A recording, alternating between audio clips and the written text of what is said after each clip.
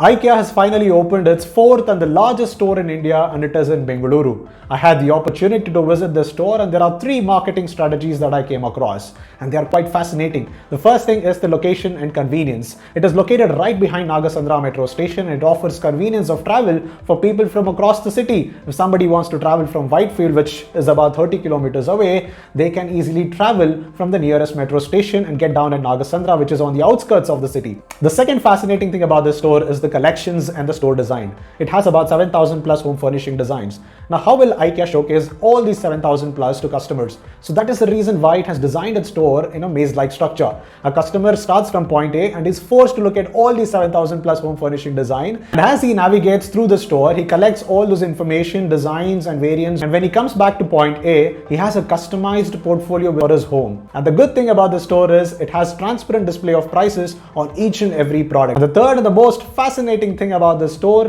is the 1,000-seater restaurant. The first thing is it is built on the suburbs, and when somebody wants to plan a visit to this store, he'll have to plan for the entire day. And nobody wants to spend an extra few hours after spending about 3 to 4 hours of shopping within the store to find food. And this 1,000-seater restaurant does that job. And this is how IKEA has used its 78 years of experience across the world to build this 4.6 lakh square feet of massive space of home furnishing store with a trademark advertisement which says, "Manege Banni."